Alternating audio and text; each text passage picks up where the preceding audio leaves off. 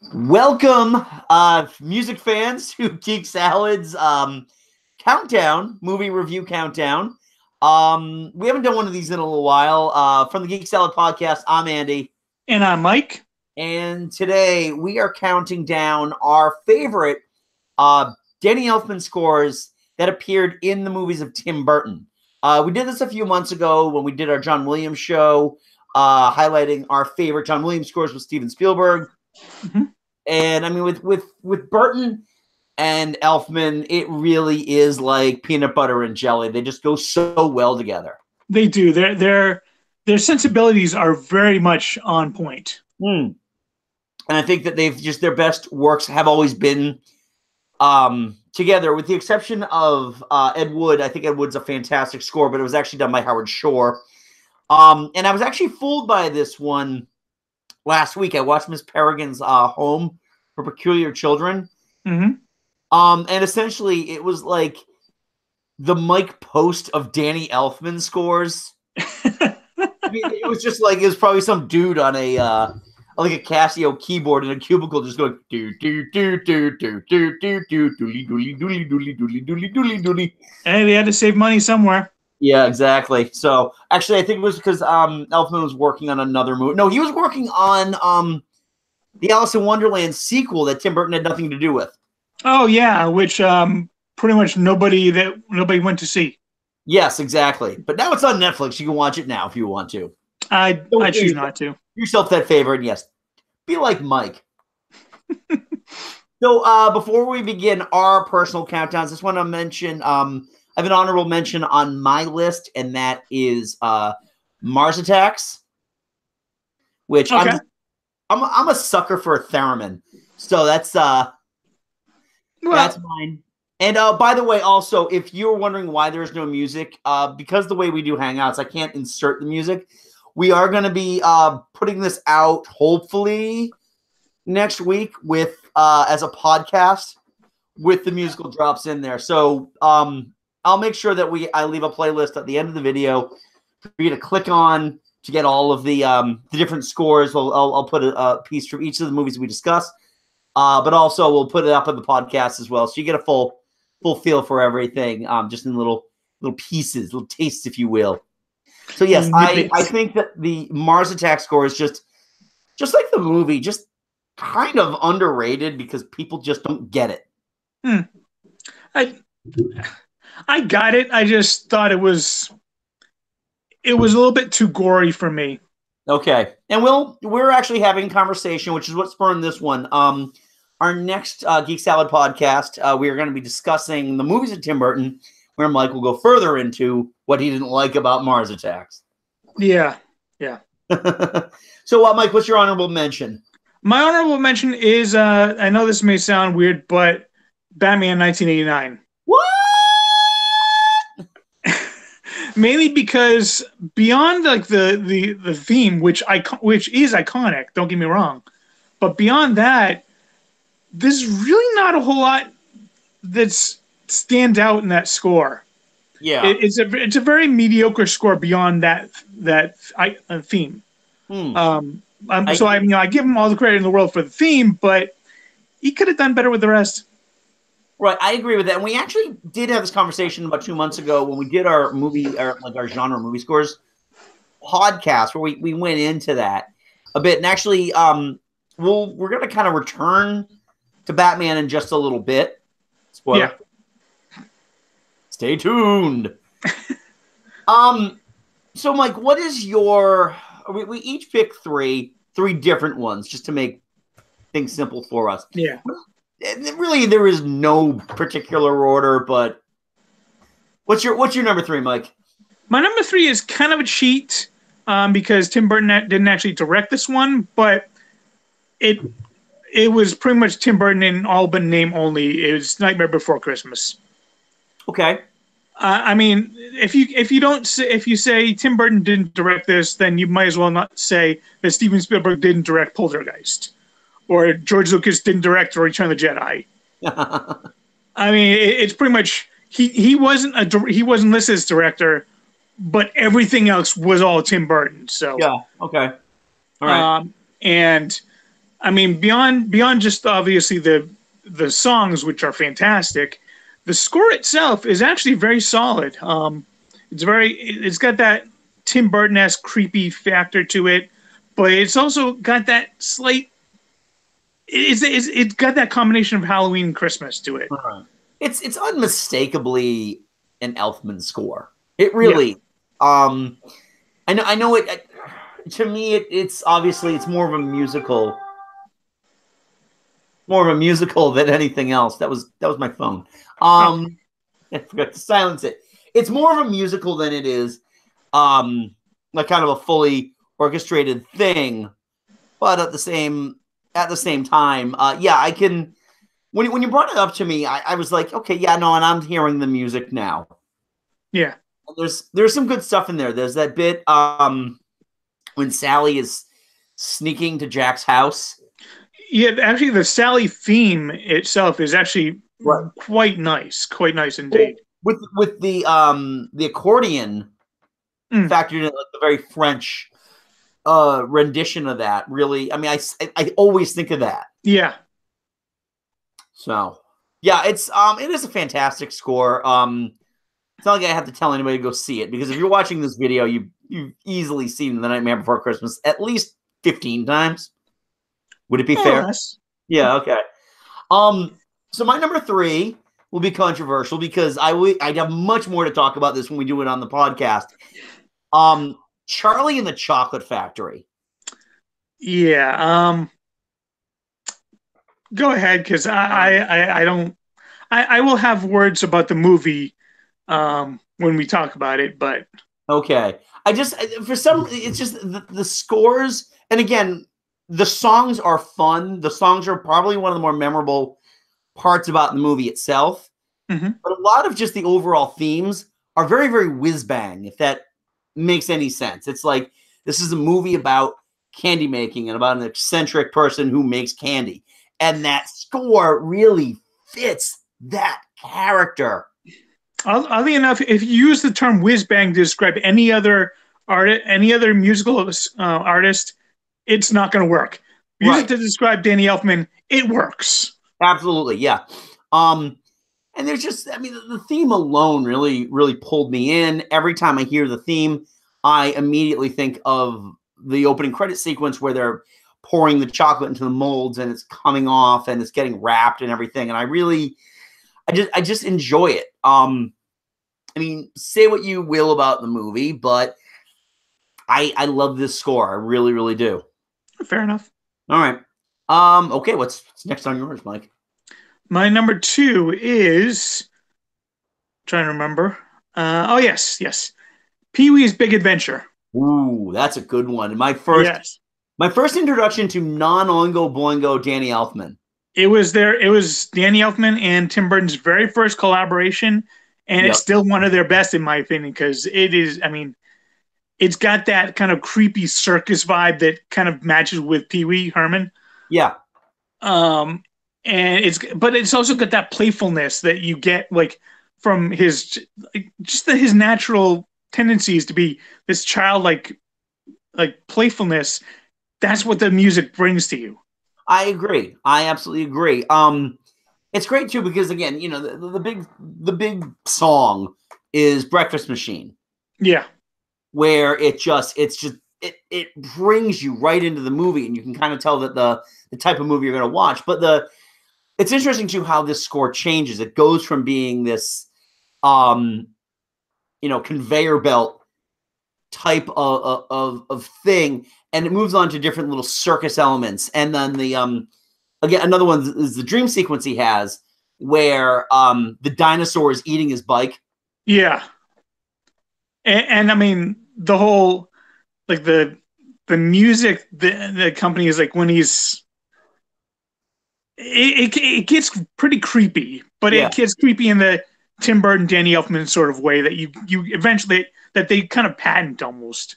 I agree. I just, again, it's a fantastic score. It's interesting too, because if you want a good collection of Danny Elfman's scores, there's 2 albums, Music for the Darkened Theater and Music for the Darkened Theater Volume 2. On Darkened, yeah, real original. Yeah. Darkened Theater 1, all there really is Breakfast Machine, and that's it. And I was like, oh, I want more of that. Mm. I guess you could, at least this is back in 1990. You could get the Pee-wee's Big Adventure score, and it was paired with the Back to School score that Danny Elfman also did. Oh, okay. Yeah. That Rodney Dangerfield classic. Wow. Well, okay. Yeah. Moving on. Yeah. Okay. All right. So my number 2 discussion movie is I mentioned we were going to bring out Batman. Batman Returns is overall a better. It takes the great fanfare, that classic, iconic, still being used today fanfare of the first 1989 Batman movie, and it builds upon it. So it's not just the Batman theme now. Now you've got this great Catwoman theme that actually implements a lot of strings and a lot of guitar, just very folksy plucking of the strings. It's a lot of strings, the Catwoman, and then the bigger, more bombastic circus pieces for the Penguin, and it works together really well. And then when you don't have those battles going on with any of those characters, it has a very interesting Christmas mix to it as well. A lot of bells, a lot of just very similar, very similar to like just a Christmas Carol. Yes.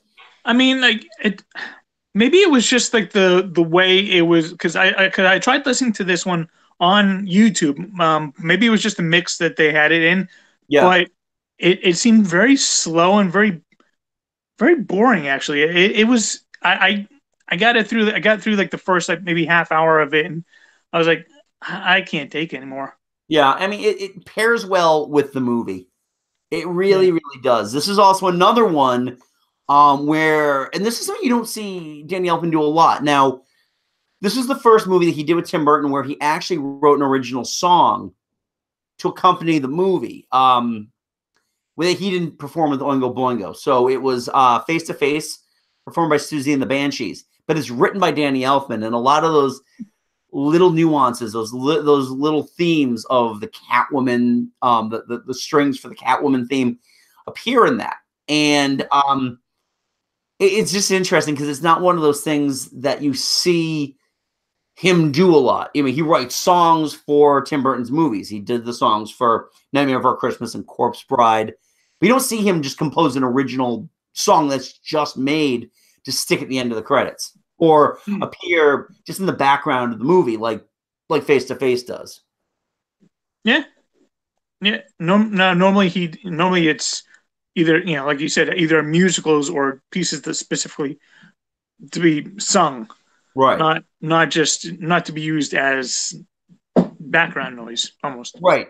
Exactly. It's a fun soundtrack, and again, I think it works better than the original, which, other than the fanfare, has very, very little character, and that might honestly be because of the Prince soundtrack. I wouldn't say you're wrong about that. Yeah, I mean, the Prince soundtrack is. I found this great thing online. It was actually, if the Prince soundtrack was the script to Batman. Oh, it's just so goddamn insane. Okay. That could work, actually. Yeah. No, it couldn't. It's really kind of terrible. Well, I mean, it could work as a video game. Okay. It could work! Nice. Yeah, thanks. All right, so what's your top? My number one, we talked about it last month. It is Beetlejuice. I love that score so much. It for me, it exemplifies, we got the hints of it. We got the start of it in Pee-wee's Big Adventure, but Beetlejuice is where that kind of just slightly off, slightly off matching between Danny Elfman and Tim Burton. That's where it really attains perfection. Yeah. And just that, I mean, going from the theme to the background noise, the background music for like the underworld, for for Barbara and Adam Baldwin's character. Alec Baldwin character. I Yep. can't remember. Huh? No, I just said yeah. Yeah.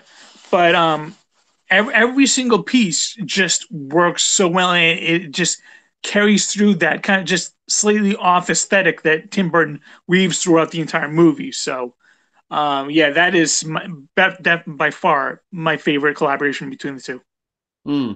I love it too. Again, it's one of those things that it borrows heavily from classical horror tropes and classical pieces, but it works really, really well. And again, it's very much, it's just it's essential Elfman. Yes. Yeah. So my final is a movie I honestly don't remember if I've ever talked about it on Geek Salad. If I did, it was like 9 years ago or whatever. And that is the soundtrack to Edward Scissorhands. You have mentioned how much you love this score before. This is my favorite Tim Burton movie. Just hands down, I love it. But this score, God, it wouldn't be too much hyperbole to say I became a man to this score. It is, it's beautiful. It just simply is. It's got all the Elfmanisms of like just that ooh chorus, that chorus of just oohing angels. There's a lot of strings, a lot of piano, a lot of just different beats depending on the location that you're in. The suburbs have a different theme than the castle on the mountain. And the stuff with Edward, the snow dance. The snow dance is one of the most beautiful pieces of music produced for a movie ever. Okay. And it's just it's tough because it brings tears to your eyes. It's so good. I've actually never seen Edward Scissorhands all the way through. Oh my God! Well, Mike, it's Christmas time. Yeah. Yeah, and it's kind of a Christmas movie. It's like one of those Christmas movies that takes place at Christmas time. It's got a lot of Christmas elements to it, but like Die Hard. Well, for me it's Gremlins, but Okay, well, still Gremlins. Yeah. Yeah. Same idea. Idea. It's a fanciful story. It just takes place at Christmas time. But the music in this is it's just, oh man, I gotta go watch it. This is the year I think I introduced my daughter to it. So add that to the Christmas rotation. It's gorgeous. Can she take the death of Anthony Michael Hall? Pretty sure he's kind of a jerkwad in that movie, so I think she'll be okay. Okay. Don't forget, she's seen Infinity Wars, so she dealt with this. True enough. Oh, damn it, I did it to myself! Now I'm just trying to imagine Edward trying to snap. Yeah. So that was our discussion on the on our favorite Danny Elfman scores. Was there one that you love that appeared in a Tim Burton movie that we didn't talk about? Are we right? Are we wrong about them? We're not wrong because it's our opinion, but right, well, exactly. Yeah, but still, this is the internet, and our opinions can be wrong. Fair enough. Have you seen Ralph Breaks the Internet yet? Not yet. Oh my God! Just when he gets the comments section. So yes, please leave a comment. Do you like what we discussed? Am I right about Batman Returns being better than Batman? Was there a movie we left off? Do you love the Alice in Wonderland score? Maybe. I can't remember. I saw that movie once. Okay. That was enough. Yeah, same here. $1 billion, man. $1 billion. This is why we can't have nice things. Yeah, I don't get it. Anyway, don't forget, click the subscribe button so you can get Geek Salad goodness every week. Every week we put out a new podcast and or video, and sometimes both. So yes, as I mentioned before, we have our upcoming Tim Burton podcast recording this week. Also this week, you will be hearing Mike and my review of the 1978 classic Superman the movie. Because we're going to go see it in theaters. Yes, exactly. And yeah, so we have tons of different stuff. Don't forget, you can subscribe right above at the end of the video. That's where I usually put the subscribe button. You can check out our playlists, check out everything Geek Salad. You can check us out at geeksalad.podbean.com. You can download our shows either on the Podbean app, at iTunes, at Stitcher, at Spotify, at Google Music if they fixed that yet. And you can pretty much get that everywhere. We're also available on social media, on Facebook at Geek Salad Podcast and on Twitter at Geek Salad Radio. And if you have an idea for a show or whatever, just email us at geeksaladradio@gmail.com. Cool. Yes. I think I got it all. Yeah, I think so. So anyway, until next time, I'm Andy. And I'm Mike. Go forth and be nerdful. We will talk to you later.